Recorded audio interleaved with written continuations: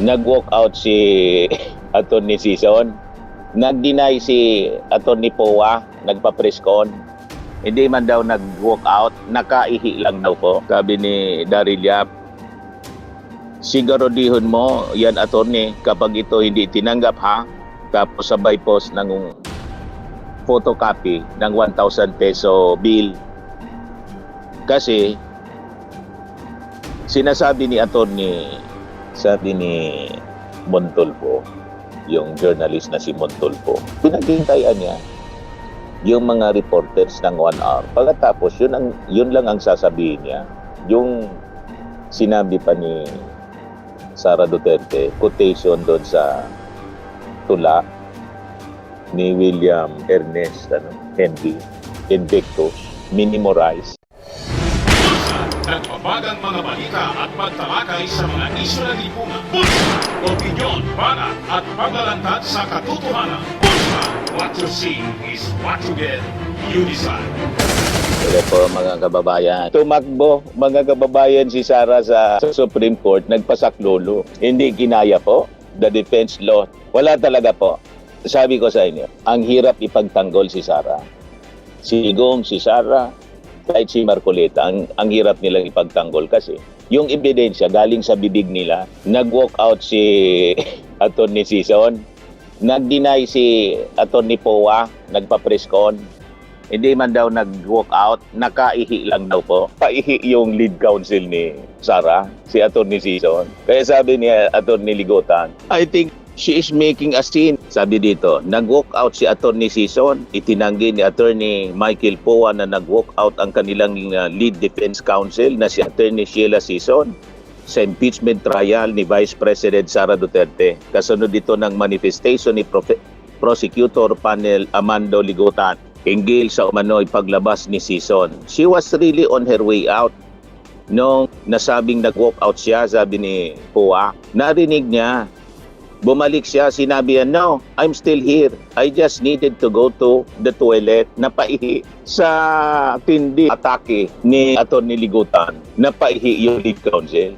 Sabi ni Atty. Ligotan, Your Honor, please. Atty. Sison is making a scene. Atty. Sison gave a statement to this representation and she walked out. She's now coming back.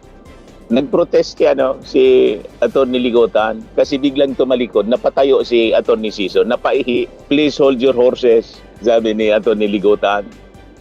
Kasi walang tigil sa pagkaka-object. Kahit yung pag-post ng mga kababayan, nagpo-post lang. Kasi siyempre, pinaprocess ng utak ni Atty. Ligotan yung mga susunod niyang attacks. Di ba? So nag-post muna siya. And parte yun ng mga pagbibigay ng emphasis sa mga sinasabi. That's normal, mga kababayan. Nag-post muna siya, biglang pasok si objection, Your Honor naman. Si Atty. Narbasa. Relax lang yan, relax. Hindi pa ako tapo. For objection po, mga kababayan, yung sinasabi ni Atty. Narbasa. Kaya sabi ni, reaction mga kababayan ni Atty. Barry Gutierrez, yung dating spokesperson ni Leni Robredo, I wonder if someone is getting paid on a per objection basis. Baka niya binabayaran si Atty. Carlo Narbasa sa per objection basis. Kinakount yung objection niya tapos doon yung bayad niya. Kasi pinapaulanan ng objection. Barry jabbed Sara lawyer over string of objections during impeachment trial. Attorney Barry Gutierrez appeared to take a swipe at Vice President Sara Duterte's defense counsel, Attorney Carlo Joaquin Narbasa, following the latter's repeated objections during the second day of the impeachment trial. May na yung research. Sayang yung bayad ni Sara. Sabi nga ng mga netizens, baka mahampas ni Sara ng laptop. Sabi ni Daryl Yap dito, asa na yun, yung pinost niya. Nag-post siya ng reaction nang sabi ni Daryl Yap, tingnan ko niya kung tatanggapin itong Xerox ng photocopy ng pera. Asa na yun, ito. Sabi ni Daryl Yap, siguradihon mo yan attorney kapag ito hindi tinanggap ha, tapos sabay post ng photocopy ng 1,000 peso bill. Kasi sinasabi ni Attorney Berhil Armando Berhil Ligotan, photocopy is not considered an original. So sabay post mga kababayan ni Daryl Yap, siguraduhin mo yan, attorney, kapag ito hindi tinanggap, ha? Ganon ang logic nila. Sino si Attorney Ligotan? From summa cum laude in philosophy to a powerhouse in trial lawyer. Sino si Attorney Ligotan? Si Attorney Armando Berhil D. Ligotan, a proud native of Carigara, Leyte. Taga Leyte pala to. Is a top-notch court litigator in the Philippines, widely recognized for handling complex, high-profile civil, criminal, and public interest cases. Currently, he serves as a vital member of the private prosecution team and lead counsel for one of the complaints in the historic impeachment trial against Vice President Sara Duterte. His sharp performance in the courtroom has drawn stark contrast with the defense team, sabi rito, highlighting his caliber as a seasoned trial lawyer. He serves as a vital member of the private prosecution team and lead counsel for one of the complaints in the historic impeachment trial against Vice President Sara Duterte. His sharp performance in the courtroom has drawn stark contrast with the defense team, highlighting his caliber as a seasoned trial lawyer ni Attorney Ligotan. He is the managing partner of Saligal Law, the law firm of Sapayan Lim Alvarez in Ligotan, based in Cebu City. He previously honed his litigation skills as a junior associate at the prestigious Accra Law offices. He passes on his legal expertise by teaching core subjects like labor law and remedial law at the UP College of Law, University of San Jose, Recoletos, and the University of Cebu. Attorney Ligotan boasts a stellar academic and moot court record that laid the foundation for his reputation as a formidable oralist. Kaya po napakagaling niya. Pag nagsalita siya, very clear, napakalinaw niya magsalita. Juris Doctor, UP College of Law. Elite mooting in law school, he was a member of the elite UP Law team. Championships, he was crowned national champion. Kaya naman pala. In the 2008 National Moot Court Competition on International Humanitarian Law. International representation, he represented the Philippines in elite international moot court in Hong Kong and France, sharpening the world-class litigation skills. World-class pala to. On display today, Bachelor of Arts in Philosophy, University of San Carlos in Cebu. Honors, graduated summa cum laude. Kaya naman pala po. High School, Sacred Heart Seminary of Palo. Elementary, Alberto Aguja Memorial Central School. Kindergarten, Carigara Primary School. Roots, a proud native of Carigara, Leyte. Sabi dito, beyond his formidable credentials, Attorney Ligotan is known for his sharp courtroom presence and adaptability, including strategic use of regional languages like Waray-Waray and Cebuano during trials to connect with witnesses, emphasize cultural nuances, and command the courtroom floor. So, nakilala natin ang napakagaling na abogado. Pwede itong senador. Ito yung mga dapat na maging senador, maging congressman. Mga kababayan. Di ba? Hindi yung tulad ni Robin Padilla. Hindi si Lito Lapid niya, Mr. Maravillos. At least si Lito Lapid, alam niya na hindi siya nakagraduate ng high school o graduate din yata ng high school. Hindi siya masyadong dumadaldal. Tahimik lang siya, nakikinig. Sabi ni Lito Lapid, makikinig lang ako. Isa bagay, judge siya makinig na lang siya. At may experience ng makinig. At tama naman yung mga stand ni At marami din siyang batas na naipasa, mga kababayan. Mas marami pa nga yatang batas na naipasa si Lito Lapid kaysa kay Alan Peter Cayetano. Then mga ganito ang dapat na maging senador. Ngayon, tingnan natin din yung credential ni Narbasa. Sana ba yon? Yan, sabi dito. Si Narbasa, Attorney Carlo Joaquin Narbasa, Vice President Sara Duterte's Defense Counsel, education niya, admitted to the Philippine Bar in 2016. Juris Doctor din siya. Graduate ng Ateneo de Manila University. AB English Literature, Ateneo de Manila University. Attorney Ligutan, mga kababayan, professional experience, Senior Associate, Forto Narbasa in Salazar Law, yun lang po. Pero si Ligutan, professional experience niya, Managing Partner sa Legal Law, former Junior Associate, Accra Law Offices, Consultant to several local chief executives, lawmakers, masyadong wide yung experiences niya. Handled highly publicized cases involving local government executives, professor of law, labor law, remedial law, public international law, among others, in the University of the Philippines College of Law, University of San Jose Recoletos School of Law, in University of Cebu School of Law. Magaling talaga po.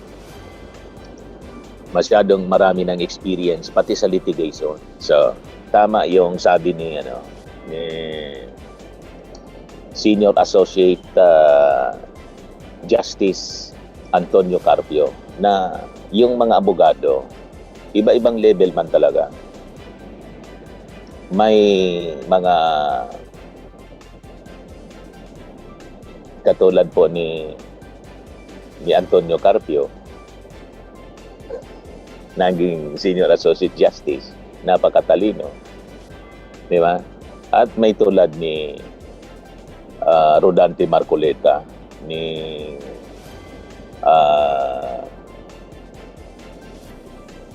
Digong saka ni Sara, na sabi actually ang tinatamaan ni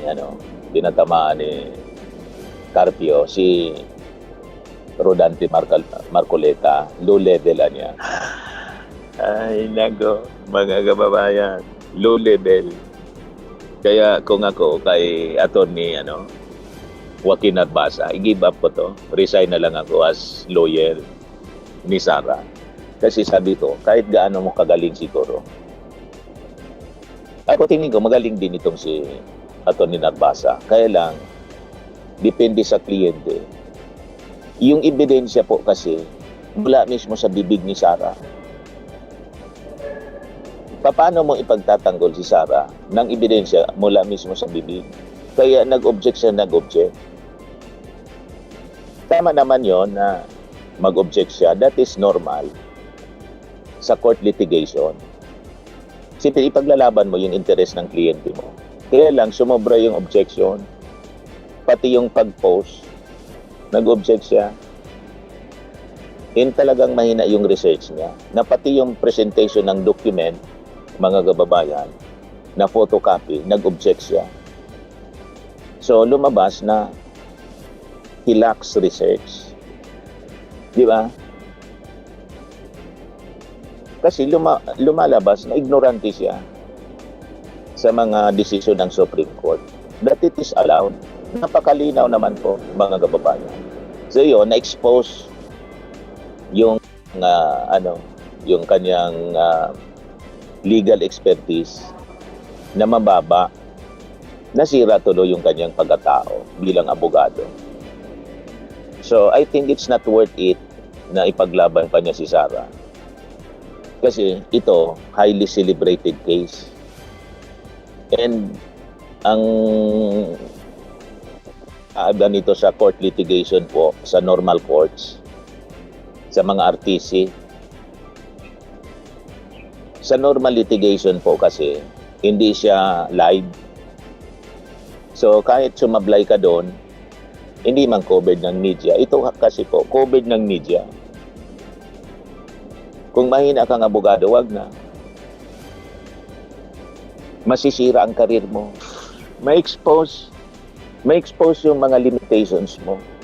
Yung kahinaan mo, ma-expose sa national media, hindi nga national, buong mundo. Dito nasira yung buhay ni Atty. Narbasa. Pakinggan ninyo si ano.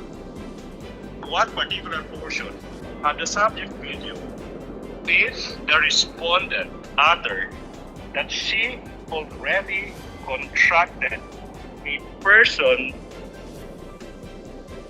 to kill. Objection, Your Honor. Oh, wait. Allow the counsel to finish his question. Done. Wait. Hindi pa nga eh.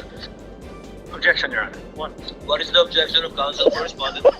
Your Honor, the Nasira yung buhay ni No ito ni basis for the Narbato sa plea. objection. overruled. Witness may answer. Very good. Objection. Puro Objection, denied yung objection. Your Honor, may I state for the record, my objection is on the part of the question where he said that the Vice President hired someone to kill the President, the First Lady, and the Speaker of the House, not on the identification of the Vice President. Noted. Court already made a ruling. Witness will answer. Mr. Witness, naalala mo ba yung tanong? Can you repeat the question? Okay now. Kindly repeat the question, counsel. In what particular portion of the subject video in that online media conference of the Vice President did she utter that she already constructed a person to kill the President, the First Lady, the former Speaker? In what portion? Objection, Your Honor. For the prosecutors. Maybe it's the tone. I'll be quick. What particular statements of the Vice President on that day did you investigate? Objection, Your Honor. Ala. Hey, Ano niya? Relax lang ano. Counsel for respondent. the question is that what particular statement on that day did you investigate? How is that leading? Objection, Your Honor. Vague. Okay, not leading. Your Honor, please. I didn't say that, Your Honor, please. Can I? What was counsel? What's the basis of the objection? Vague. All right. I will It's a indulge. 2 hour Your Honor, please. 36. I will 36 indulge, minute Your Honor, video, Your please. Honor. I will indulge. I will add these two phrases. It will never be that count. Mr. Witness, what statements did the Vice President utter on that day? If any. Your Honor, Whoa. same objection. There's a Please. 2 hour 26 minute. What? Let the witness answer. Counsel, this 2 hour and so minute video was done on the same day. Yes. Correct, Your Honor. But the question must be given with particularity. If the witness knows, witness may answer. Witness will please answer. Nakita ninyo? Mga kababayan, nasira yung buhay niya. No? Nasira yung career si Sara. Si Sara pumunta doon sa Senado. Ang akala ng marami, mag-attend siya doon. Hindi man pala, nagpa-presko. Sabi ni Montulfo, yung journalist na si Montulfo, pinaghintayan niya yung mga reporters ng 1 hour. Pagkatapos, yun lang ang sasabihin niya. Yung sinabi pa ni Sara Duterte, quotation doon sa tula ni William Ernest Henry, Invictus, minimorize. Yan lang ang sabi ni Montulfo.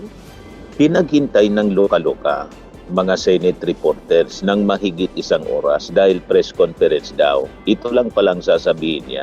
Quotation sa Invictus ng isang English poet, mga kababayan, para magyabang.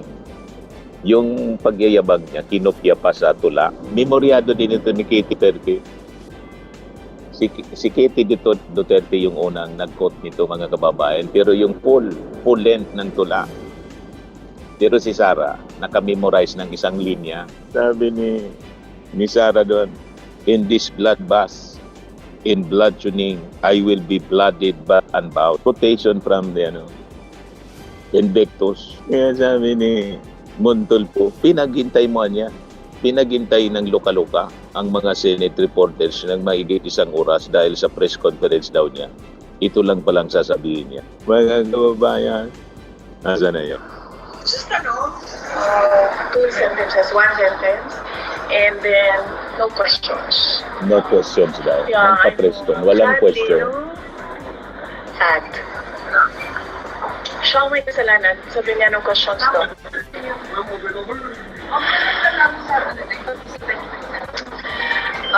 Yes. So, my statement is, in this bloodbath and bludgeoning, I will be blooded but unbowed. Maraming salamat. Saan ka nakakita? Nagpatawag ka ng press con, mga kababawa. Bawal ang tanong, walang tanong-tanong. Pasikat lang, correct. Nagpasikat lang para sabihin na hindi siya natatakot. Di ba? Unbound nga eh. So yun mga kababayan, ang mga kaganapan. Ito yung pag-file ng petisyon. Attorney Torion at wala pang abogado naghain ng petisyon sa Supreme Court para pigilan ang impeachment. Kinestyon ni Attorney Israelito Torion at 8 pang abogado sa Korte Suprema ang ginawang pagpili ng presiding officer para sa impeachment trial ni Vice President Sara Duterte. Sa kanilang petisyon, hiniling ni Torion na maghain ng temporary restraining order ang Korte Suprema sa isinigawang impeachment trial habang hindi pa napagdidesisyonan kung naayon ba sa saligang batas ang ginawang pagpili kay Senador Chis Escudero bilang presiding officer kahit na hindi ito Senate President. Unless immediately restrained, the impeachment court will continue acting under rules and a presiding officer whose validity depends on proceedings already challenged as unconstitutional. Matatanda ang sinabi ni Escudero na malaya ang sino man na questionin sa Korte Suprema ang ginawang pagpili sa kanya bilang presiding officer. So nakita ninyo kung ano yung posisyon ni Alan Peter Cayetano. Siya yung nag-question ito sa simula pa lang ng impeachment trial. Kaya na-delay, talagang delaying tactics sila. Dinelay ng dinelay. Pero hindi pa rin umobra sila kasi nagkabotohan 12 against 8. Pero makikita natin dito na kung ano ang posisyon ng legal team, hindi yung legal team na nagtatanggol kay Sara Duterte kasi 2 sets siya. Iba naman yung grupo ni Torion. Kaya hindi lang 16 yung mga abogado ni Sara. Siguro marami pa sa mga senador. 16 plus 8. 16, 17, 18, 19, 20, 21 din ito. 24 lawyers. Ilan na lang ba yung senador ngayon? Hindi na 24. 21 na lang yung mga senador. Kasi nabawasan ng 2 o 3. Si Bato nagtatago, si Jinggoy nakakulong na rin si Rodante Marcoleta. So 21 senators, mas marami pa kaysa sa mga senador ang mga abogado ni Sara. 16 yung abogado niya na magdidefend sa kanya sa impeachment court. May 8 pa outside. 24 lahat. Idagdag pa natin yung 8 mga senador na DDA senator. Yung 2 abogado, yung magkapatid na Cayetano, sumama na. Sumama sa pagtatanggol. Si Amy Marcos, ganun din. Pero hindi yun abogado. Yung abogado lang. Kasi nabawasan ng isang abogado. Si Marcoleta nakakulong. So 2 Cayetano, mga kababayan, makikita ninyo yung linya ng kanyang mga pananalita. Hindi siya tumatayo bilang judge na dapat, mga kababayan, ay walang kinikilingan. Anong tawag doon? Independent. Post ito ni Attorney Elaine Tantenco, understanding the admissibility of photocopy. Ito yung kini-question ni Attorney Narbasa na hindi daw admissible yung photocopy ng mga documents. May kwan siya, may Supreme Court ruling dito. Under Rule 130, Section 4 of the Rules of Evidence, a duplicate is admissible to the same extent as the original unless, number 1, a genuine question is raised as to the authenticity of the original. Number 2, it would be unfair under the circumstances to admit the duplicate instead of the original. So sabi dito, sa nangyari kahapon, the objection here did not raise any question on the authenticity of the original. Kaya denied yung objection. Pangalawa, any argument that it would not be unfair to admit the photocopy. It relied on the old best evidence rule mindset that only originals or certified true copies are admissible. So ano ang tama?